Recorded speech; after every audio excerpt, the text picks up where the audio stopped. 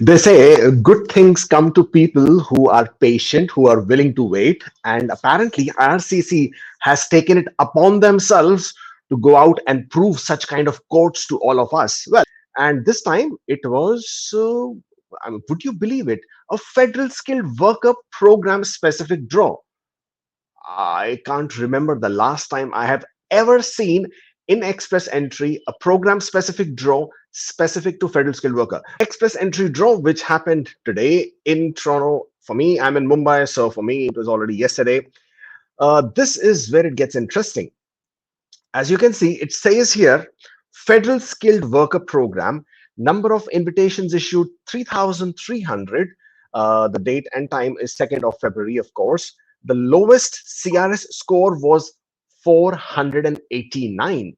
The score didn't drop, of course, because we've always been talking about the fact as to the number of invitations that get issued. That is what will define what is going to be the CRS score. But you know what? Let's talk about this in a bit more. The tie-breaking rule was on the 29th of March, but let's get to my next page here.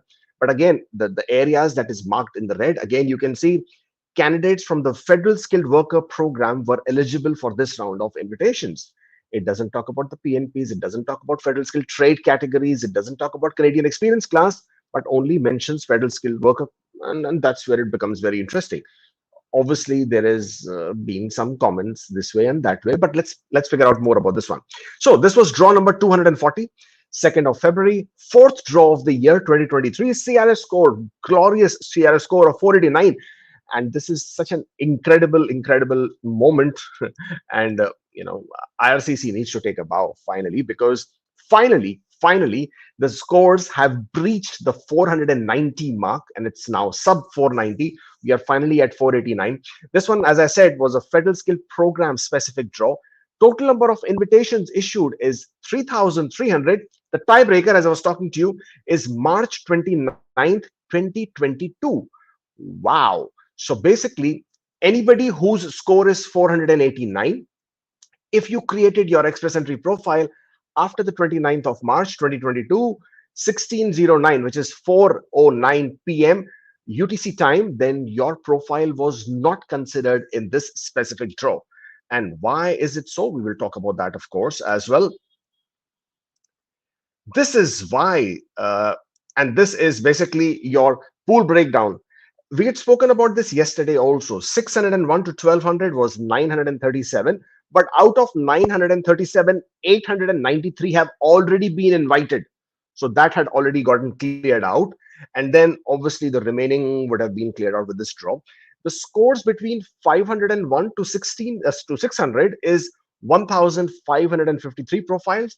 And then 491 to 500, you had 1,353. So the total, if I was to make a total of this, 937, 1553, 1353, that brings me to a total of 3,843.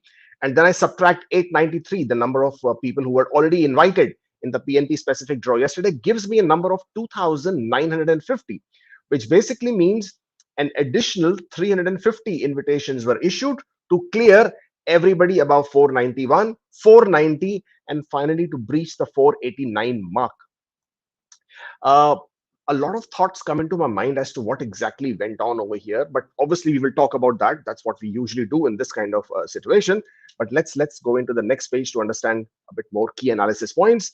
So draw number increase in the 500 plus profile, because that's what we always like to calculate, because that gives us a bit of an insight as to what to expect.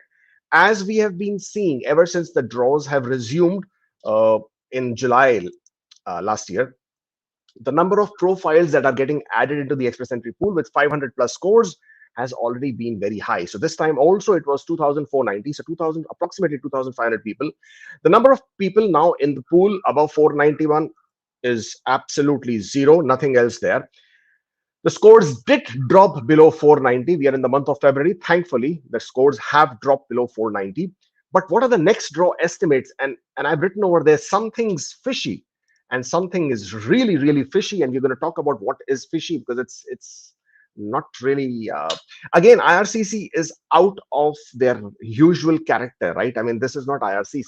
This is not IRCC who's listening to people doing things. Well, fair enough. They have done a all program. They have done a federal scale specific draw, federal skilled worker draw. Now, what does that mean? So that basically means a lot of you out there who are obviously Canadian experience class who seem to be quite miffed with this draw.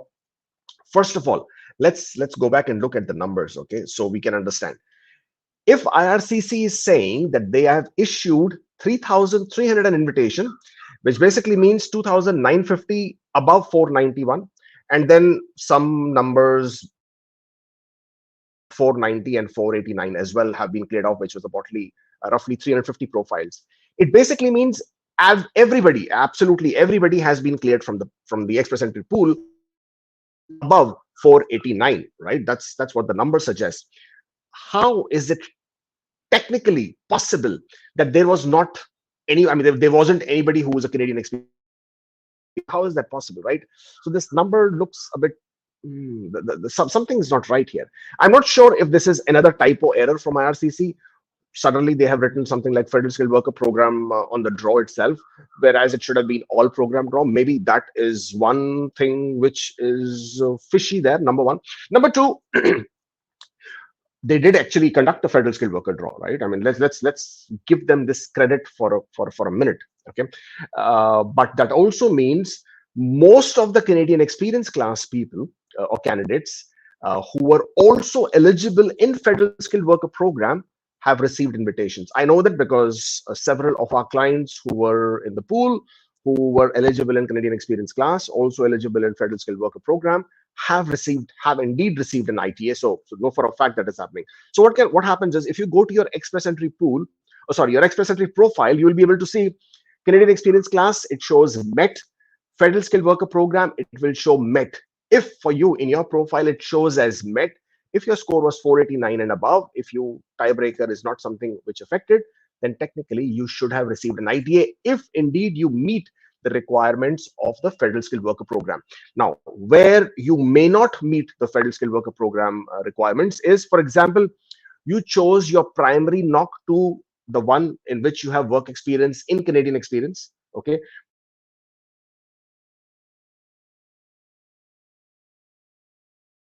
This mismatch, oh, okay, we are still here. So with this mismatch, you would have not been eligible in federal skilled worker program. Second thing, you have mentioned your proof of funds as 0 because you are Canadian experience class. If you mentioned your proof of funds as 0, that would have made you ineligible, or rather that would have removed you from the conditions being met for the federal skilled worker program. So that could be another situation over there. 3 is that you do not have any continuous work experience, foreign work experience outside Canada, which again would not meet the requirements of a federal skilled worker. Again, that could be another situation out there. But if you do still have 1 year of continuous work experience in Canada, even then your federal skilled worker program requirement should meet, because the requirement of federal skilled worker program is that you should have 1 year of continuous work experience. It doesn't say inside Canada, outside Canada. So if your work experience has been continuous, at least inside or outside Canada, you would still have met the requirements of a federal skilled worker program. You should have ideally still received an ITA. If at all you have absolutely no continuous work experience inside or outside Canada, then you obviously would not be eligible under the federal skilled worker program, and probably you will have to wait. Now, what else happens from here on? This basically means that as a lot of people are expecting that there could be a Canadian experience class CEC specific draw around the corner. Well, I mean, yeah, everything suggests that that could be a possibility. That is absolutely a possibility. Some people are saying video is freezing. No, it cut off. Oh, okay. All right, let's take this. Can you guys hear me? Because some people are commenting the video is freezing and they can't hear me. So can you just confirm if you can hear me and see me clearly, so I know we can continue? Anybody? Okay, I should start seeing some comments very soon. So let me just wait for a minute or there. Yes, I can hear good now. Yes. Okay, perfect. Thank you so much. So as I was saying, as a lot of you are already expecting, there should be a CEC specific draw around the corner. Uh, is it going to happen? Is it not going to happen? Fingers crossed. I mean, if they can do a federal skilled worker specific program draw, then they should also be able to do a Canadian experience class specific draw. Is this something that they're looking to do? I don't know. We'll have to wait and watch. But collectively, what have they done? They have issued 893 invitations yesterday. They have issued 3,300 invitations yesterday, bringing the total to roughly 4,293. Is that the number? 4,293 approximately. Yeah. So if that is the number 4,293, what has now happened? I'm not sure if people have realized that the number of invitations has gone down, right? I mean, they had gone up to 5,500. Now the number has come down. We are looking at 4,293 now between the two draws. Will they as we of a draw, 3,500 kind of a draw? The reason why this is where it gets a bit fishy, and this is where yeah, I'm not really very excited about, is because this is going to have a direct impact on the CRS scores as we move forward. As we can see, the number of people who keep getting added into the express entry pool with scores above 501 is approximately 2,500. I'm adding the PNPs as well as the other profiles. If such a high number of profiles keeps getting added into the pool with score of 501, then, and if they start issuing only 3,300 ITAs, then yeah, then the drop in the score is not going to be too much, right? And this is what we were discussing about yesterday as well. So this is also what has happened over here. The score has only been 489, and 489 is not yet cleared out. It is stuck at 489 at this point of time. Was this IRCC's way of just trying to clear the 490s because they made a bit of a mess in the last draw? We still do not know what happened in the last draw. They said they issued 5,500 ITAs. The numbers did not add up. So we don't know what went down in that last draw. But with this particular draw, did they just sort of, do something to just clear the 490s? Because for some reason, 490s had gotten stuck. There were a couple of draws, and then they paused the draws, and the 490s was just not happening. Was it that boiling in with IRCC? Again, IRCC never obviously comes back and comes out and sort of communicates with us. So we really cannot understand where and what IRCC is thinking or planning. But this was a breath of fresh air. We never seen federal skilled worker specific program, but it's not only for federal skilled workers. I'm sure a lot of Canadian experience class have also received an ITA. So congratulations to everybody who did receive an ITA. Let's look at some more information here. What have we got here? Right, future trends. The number of invitations that have been issued in 2023 are 15,193. That's the total number issued already. My expectation is that in the year 2023, I expect to see about 70,000 invitations. And the number I've come to that is because the quotas for 2023 are going to be roughly 82,880 in express entry and about 20,000 under the PNPs, which are linked to express entry. So the total of this is about 102,000. And once you start dividing and calculating how they calculate with the number of ITAs, I have come to a number of about 70,000, and that's what I speculate or I expect for this year.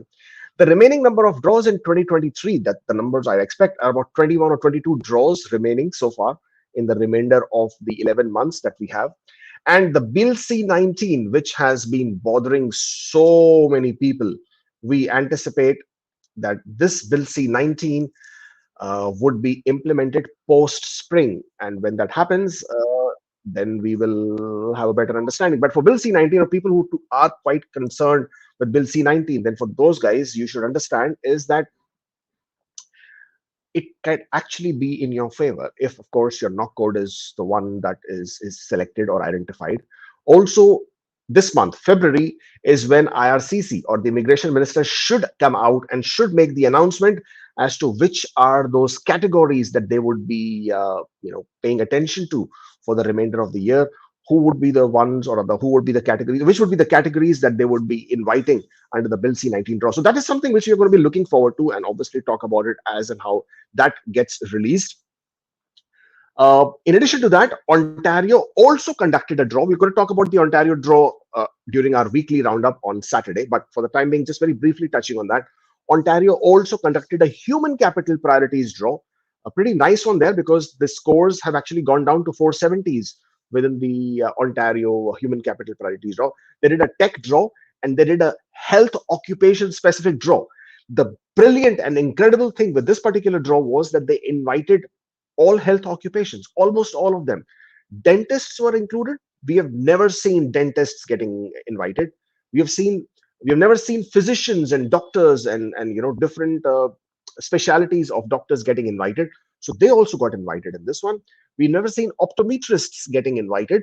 Here again, Ontario has invited them as well. So it was a great uh, effort, I would say, under the human capital priorities, because obviously healthcare workers has been a huge in demand occupation throughout Canada, and Ontario has been making a lot of ground, or rather trying to sort of encourage more people to come into. So when they've conducted this kind of a draw, this is really heartening to see, because they're now targeting those occupations as well. Otherwise, doctors, dentists, they usually don't get invited by any other province. So by Ontario inviting them, that's a great step. So that's happening.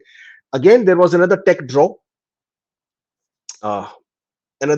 that happened also yesterday, or today, if you want to call it, if you're in Toronto or Ontario. So that draw will also help us, or rather help the candidates within the tech draw to take that advantage. Now, for people who are still on the fence, who are still wondering, should I accept the Ontario notification of interest? Should I accept the Ontario invitation? Should I wait for the express entry? My personal advice, no, not advice, sorry, my personal opinion, not advice, because there is no legal advice given while we conduct these live streams. Well, my personal opinion is that, and I always say that, is a bird in hand is much better than two in the bush. Now, for everybody who is a PNP, who have 600 points, who have received a nomination, you all know that you will get a express entry invitation regardless. So you basically don't lose your sleep over, will the draw happen, what will be the score, what's going to happen, when will the draw happen. All those things are gone. You can sleep peacefully. It's a matter of $1,500, but trust me, you can make that money pretty quickly once you get to Canada. So that should not be the reason what's stopping you. Of course, you do get 45 days to wait to submit your application. So within the 45 days, next coming 45 days, technically and hopefully, there should be roughly 2 to 3 draws. And if those 2 to 3 draws happen, then again, you can make a decision, if you wish to, whether you want to continue with an Ontario notification or not. In the meantime, if anybody who's in their 470s, you don't even have to think. You just have to go with it, run with it. Anybody who's in low 480s, just go with it. Don't waste your time. My opinion. Okay, my opinion. Absolutely not advice, but opinion. Anybody who's in the high 480s, well, the decision is yours. You may want to wait if you wish to. As I said, you have about 45 days. But that's primarily as far as the Ontario is concerned. And that's basically all that I have for you for today's live stream. Very exciting to see this kind of a draw. Thankfully, we have, as I said, we have breached the 490 mark. But I have something else to talk to you about. And this is Canadian immigration seminars. For people who do not know, I'm currently in India, and we're right now in Mumbai. Obviously, we are doing in-person consultations in Mumbai. And if you wish to book any appointments for your in-person consultations in Mumbai, Hyderabad, Ahmedabad, Chandigarh, the appointment link is down. Those are now open. But what I want to talk to you about is the Canadian immigration seminars that we are conducting. Now, what's happening is that this, I call it my Indian diary. And obviously, because a large audience is from India, and therefore, we want to be nice to you guys because you're so nice to me and so nice to us. So Chandigarh is on the 10th of February, 2023, 2 p.m. to 4 p.m., Hotel Icon. That's in Sector 8C. So if you are in Chandigarh on the 10th of February, which is, I think, a Friday, 2 p.m. to 4 p.m., please make your way to the hotel. We will see you there. It's a free immigration seminar, of course. Tea and coffee, hopefully, will be served. That's what I've been told. But do keep in mind that this is limited capacity. So once we go to that capacity, then we will not be able to, host you there, and we will have to respectfully regret. But if you are there within the first few, I think 100, I think that's the capacity, then we'll be more than happy to sort of, entertain you there. Not entertain you, rather educate you there about the Canadian immigration. Then Ahmedabad is on the 11th of February, again between 2 p.m. to 4 p.m. This is going to be at the Ahmedabad Management Association, also referred to as AMA. This is Dr. Vikram Sarabhai Marg. So please do come on the 11th of February, which is a Saturday. And if you're there in Ahmedabad, 2 p.m. to 4 p.m., please do come. Hyderabad, again on the 12th of February. As you can see, a very hectic schedule. It's one city, one city, one city, and then you keep moving. 4 p.m. to 7 p.m. in Hyderabad on the 12th of February, which is a Sunday. It's at the BM Birla Astronomical and Cultural Trust, which apparently is in Saifabad. So again, if you are in Hyderabad, please do, please do come and, that's basically all that I have for you today. If you wish to make an appointment one-on-one for consultations, for understanding your profile, for your queries, for your concerns, and of course, if you want to meet me in person to sort of go through your profile, go through your documentation, go through your options in Mumbai today and tomorrow, Hyderabad 7th of February, Chandigarh 10th of February, Ahmedabad 11th of February, then by all means, please, this is the link here. Use this link, book an appointment, and then we can talk about what your profile has all about, or rather is all about, and then take it from there. Thank you so much for joining in. Of course, please do hit like on the videos so that it goes out to more people. Subscribe to the channel, of course, because hey, this is the best place to be if you are interested in Canadian immigration. Take care, stay safe, and I shall see you next time.